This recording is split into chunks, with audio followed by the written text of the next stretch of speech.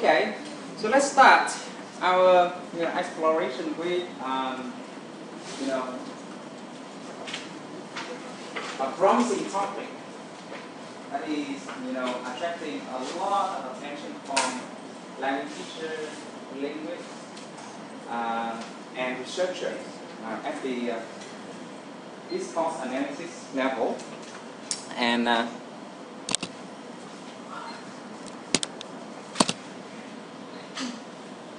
these are the questions that I want you to think about first. Why do we use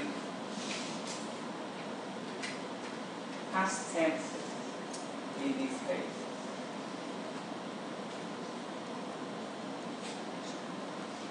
I think here is the situation is obviously at present time.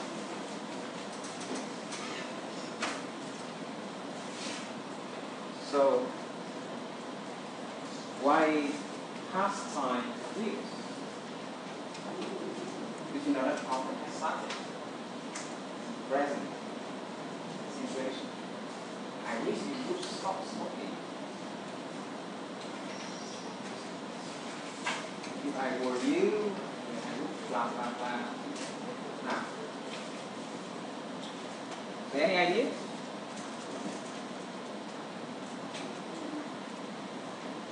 Why do we use the past tenses in these present situations? Have you ever wondered yourself about these examples?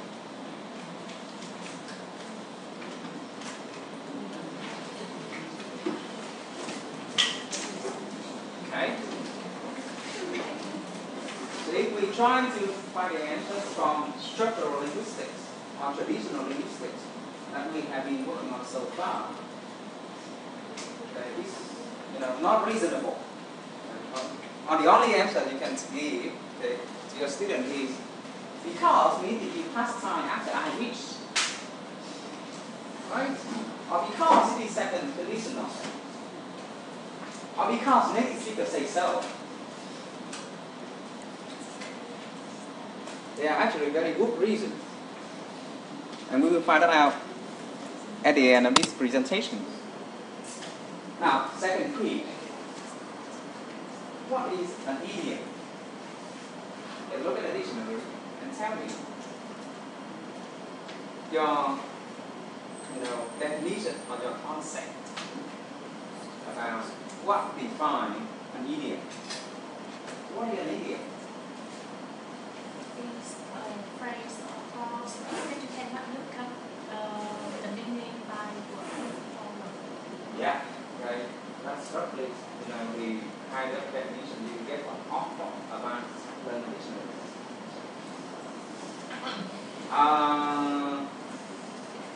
And an idiom is a composite expression in which the meaning cannot be predicted, cannot be guessed from the individual components or the individual parts. For example, when I say, don't let grass grow under your feet, you cannot get the meaning of the idiom by putting meaning of grass, feet together in order to infer the meaning. Right? This is the definition from Oxford's Advanced Learning Dictionary. Phrase or sentence whose meaning is not clear from the meaning of each individual words and must be learned as a whole. Right. For years, teachers and linguists have adopted this view. However, now some of you here learn French, I know. Now I want the people who learn Chinese, okay, stop, who don't find anything. I want the people who do not know anything about French to try to tell me the meaning of this proverb, of this idiom. Loin des yeux, loin du cœur. Loin means far, outside our mind. And Some of you even say, sao mà phép làm quá được vậy? How do you do that? This is a completely unfamiliar idiom to you.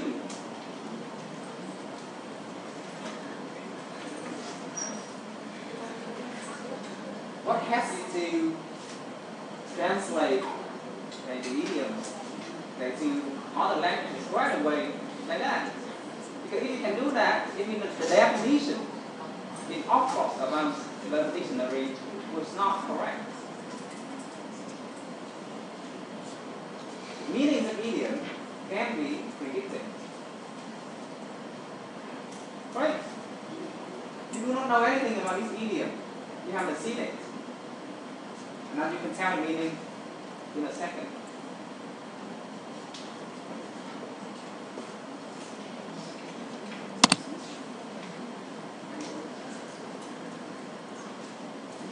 How about these idioms?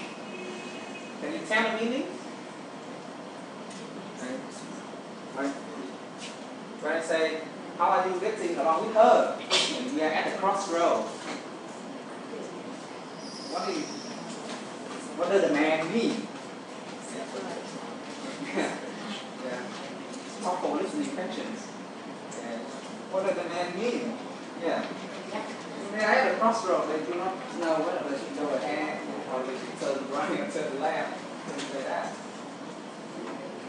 So you can guess the meaning. He's the right-hand man of the class monitor, for example. Or she, the right-hand person of the class monitor. Do you understand the meaning of that idiom? Right away. Even if it is the first time you have heard or you have read the idiom. It's just depends on which idioms we're talking about. These idioms are quite easy to guess. Some idioms really slightly Yeah, okay. You are coming very close to what I'm about to talk. There must be a mechanism in our brain that helps us to process the meaning of idioms. And there must be some unconscious mechanism or some reasons that motivate native speaker to use the past tenses in the present situation. Now, the answers to these two questions, why do we use past forms in present time and how will we predict the meaning of idioms, can be displayed from the viewpoint of the conceptual metaphor theory or cognitive linguistics. This is a new branch of linguistics that started to be popular only about more than 10 years ago. And if you are interested in writing an essay, a final essay, using this conceptual framework, it can be, a promising topic. Now, so basically, what is a conceptual domain? A conceptual metaphor. Conceptual metaphor is defined as our understanding of one conceptual domain in terms of another conceptual domain. Now we are writing here down. So they are all new conceptual domain. So roughly speaking, it is it. We have two domains, the source domain and the touch domain. And we will try to understand the touch domain using our background knowledge, our schema about the source domain. Like this.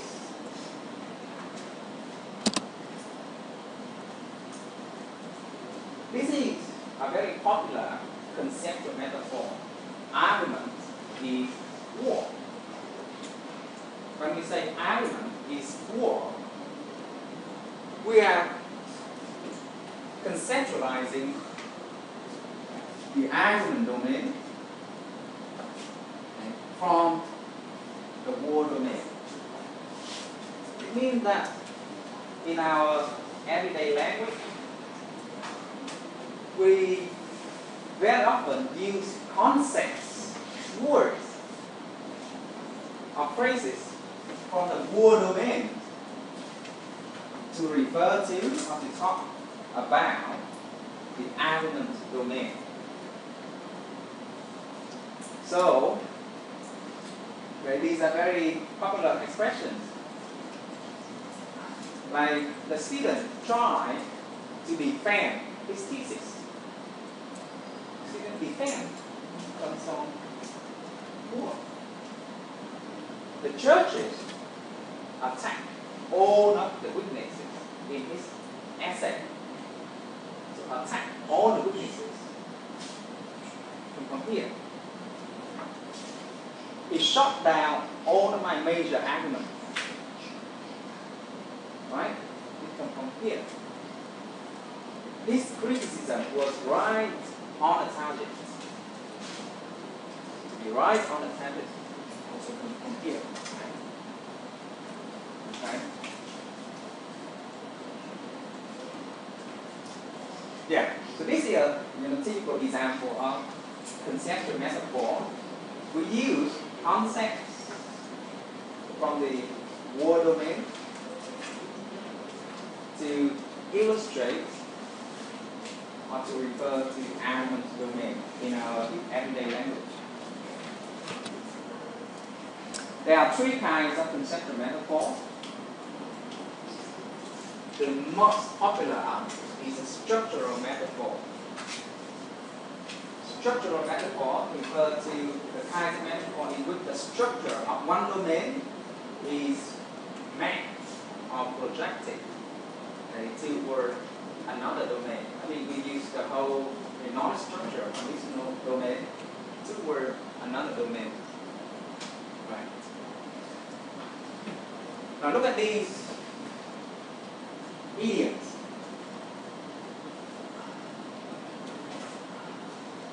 Their relationship is going anywhere.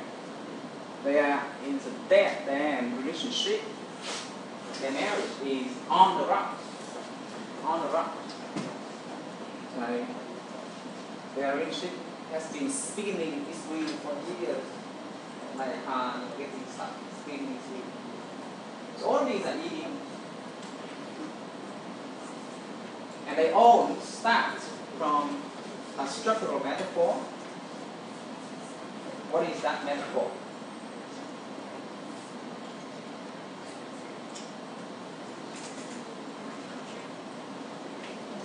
What is the metaphor here? Love is a journey. Or marriage is a journey. In a journey, two travelers first met. And when they like each other, or they are fond of each other, they can stay together inside a vehicle, like a car, a bus, a train, a traveling vehicle. And they together try to come to the same destination. Right? Sometime during the journey, if they feel that they do not want to go to the same destination any longer, they say goodbye. Right. So unconsciously, when you think about love, you think exactly the same way. And when the two young people, the two lovers met, and they got into a love vehicle. And sometimes that love vehicle is on a small road, and they have a very sweet time. Sometimes it can be on bumpy road, and that's when they are on the rocks. Sometimes during their journeys to the same life, go to a life destination, they feel that they be separated. They do not want to travel together to the life destination any longer. Right? So in this case, the knowledge structure, of a journey in our surrounding world is matched to the love domain. And these are typical examples of structural metaphor. The second kind of metaphor is an orientational metaphor. And in orientational metaphor, concepts are spatially related to each other. It's not the structure of one domain that is projected to another domain, but it's about direction or orientation. So we can have up and down, in or out, front or back, central or peripheral. And these are some examples of orientational metaphor. Now, the meanings of all the idioms are actually motivated by these two orientational metaphors. Happy is up, sad is down. Now, these two start from our real world experience. Whenever we are happy, we tend to hold our head high, we tend to look up to other people, right? And on the contrary, when you are upset, unhappy, you tend to look down on the floor, drop down the shoulder, in a lower position. That's the mental image of somebody upset, unhappy, tired. Right. So are you looking up or are you looking down now? Right. And thus, that helps us to understand the meaning of these idioms. I'm feeling up today. You lift me up. It does not quite hold the way it's lifting. It's like it's making me feel very happy. You lift me up. Thinking about her give me a lift. Pragmatical expression. Second is down.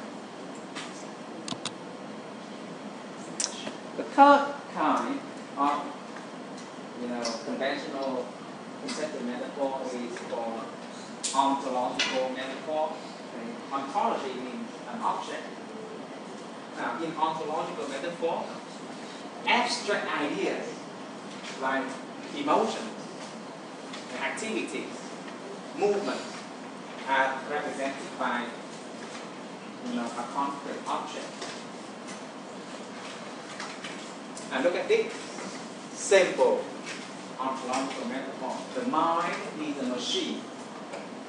Okay, now we conceptualize our mind as a machine, and that's why we say these things.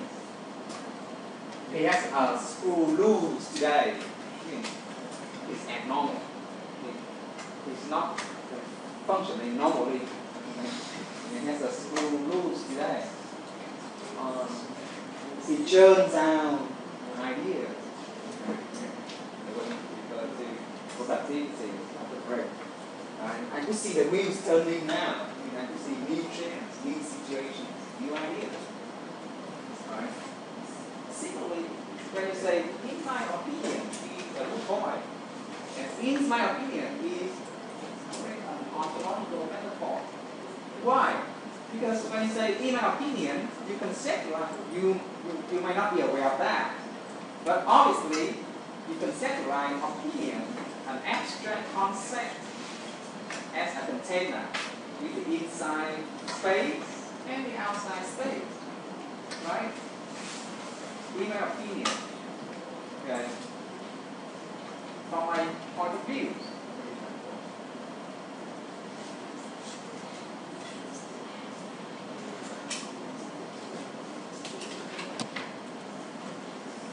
Now, there are some more conceptual metaphors to illustrate that meanings of idioms are motivated and they can be predicted. So with more is up, less is down. In our physical world, whenever we act, more things to a box or to a space, it goes up like this, right? So more is up and less is down. Unconsciously, we transfer that into our language. Like this. Put up the price. Bring the children up. Production went up. And turn the sound up. Okay? Economy has really picked up. Profit went down, turn down the music, keep the noise down. Prices have really come down. So it's all about more or less. So you see, meanings of these phrases or these idioms are not quite unpredictable.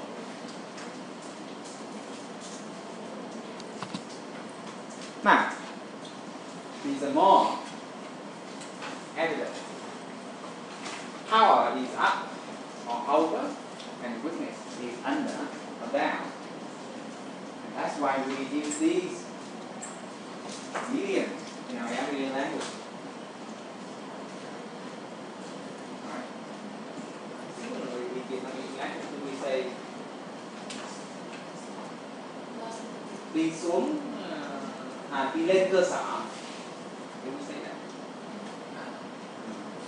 Cán bộ cấp cao đi lên cơ sở.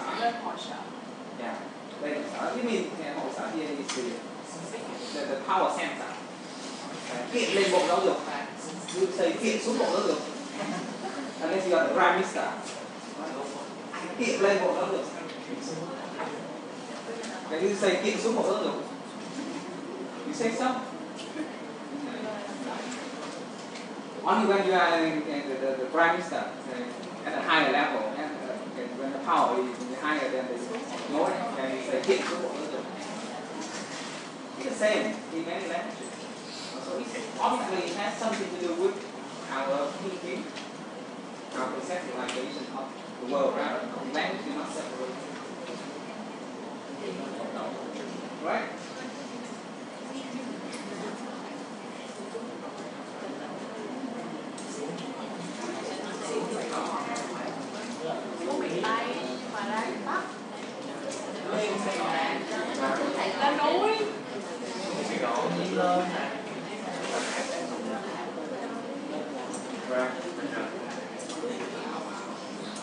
When you are at floor number 8 or number 9, it's easy for you to say đi lên gặp ban giám hiệu. Even the director of the university on floor 1 and floor 2, right? Nộp đơn lên ban giám hiệu, trình lên ban giám hiệu. Lots of lots of offices with level 7. And they always say that. Đi lên gặp ban giám hiệu. Oh no, they actually go down. They lick. But it's a language problem. Right?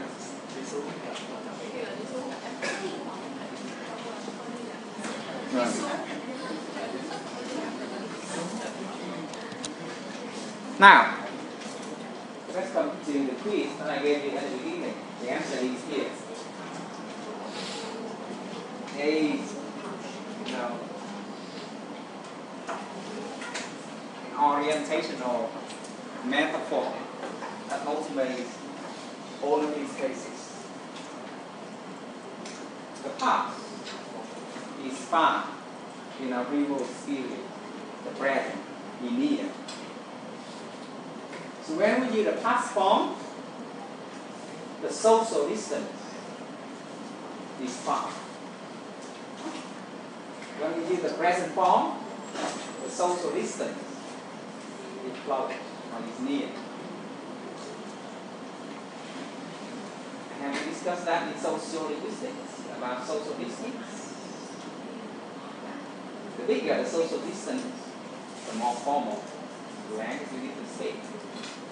Like when you speak to your profession, okay, to somebody who is powerful, who tend to use formal language. When you speak to your close friends, the social distance is very close, short. You speak formal language. Now, so what do we say? We use these forms because we want to be formal. Or at least, okay, sometimes during the development of the language, these forms were very formal. And when they would use over and over, they become less formal. But anyway, these are the language forms that we use in formal situations. Okay?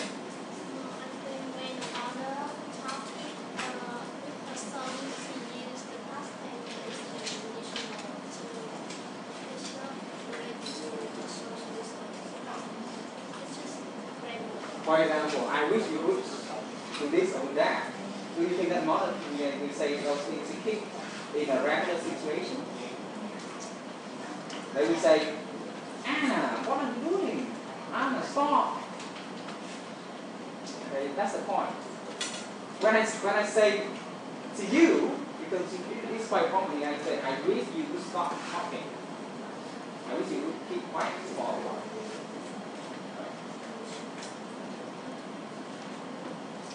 Now, in teaching reading, now look at this reading text. It's taken from a business record at the intermediate level. And you see there are lots of new words here. If you simply take just a new word, new vocabulary from the written text, do you think that they can understand, the theme or the topic? Do they answer successfully high-level questions? Right?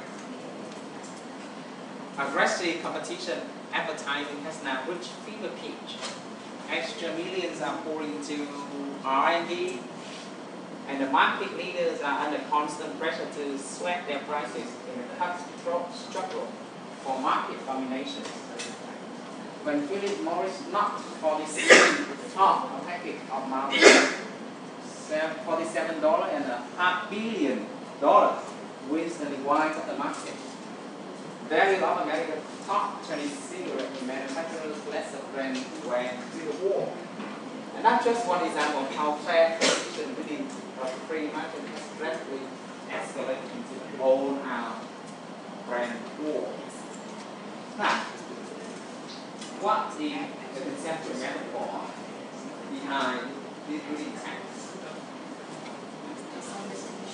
Yeah, exactly so. You are very good. Business is war. Business is war.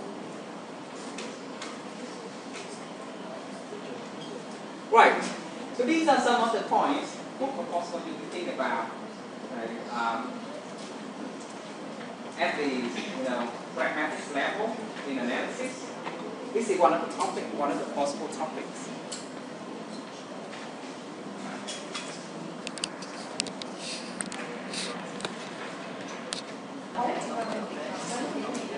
Okay. So let's come back to our discussions of the conceptual metaphor theory. We had some important implications for language teaching. Now, from the examples given, actually you have to read more to understand the concept. Basically, it is this. When we have the conventional knowledge and we understand the conceptual metaphor, we have a very high chance of understanding the meaning of idiom. For example, when I say, don't let grass grow under your feet. Don't let grass grow under your feet. If you put yourself in the context of the British or the American culture, you will see that you will see the meaning, okay, of the idiom. I mean, with the conventional knowledge only. Why? Because gardening is a big topic. You know, culture. And, you know, having a really nice garden with beautiful, long, you know, grass is, you know, really important in gardening. If you wait until the grass grows under your feet, I mean, this is about this high, and then this high, grow to this high, then there will be, you know, white flowers coming in, and then you have to pull the roots of the flower up, and it will damage the beautiful lawn you can have. So when I say don't let grass grow on your feet, I mean you should work timely on the otherwise it's hard to fix the consequences. When we teach conceptual metaphor explicitly to students, it can help them to, you know, see the meaning of idioms and teaching understand the literal meaning. And teachers should try to encourage their students to get the meaning of idioms better than, you know, asking them to learn idioms and how. Now, just 1 or 2 years ago, Oxford Advanced Learner Dictionary updated their definition of idiom based on a latest finding of cognitive linguistics. Now, an idiom is defined as a group of words whose meaning is different from the meaning of individual words. Yeah, but it, you know, it means that it has accepted the theory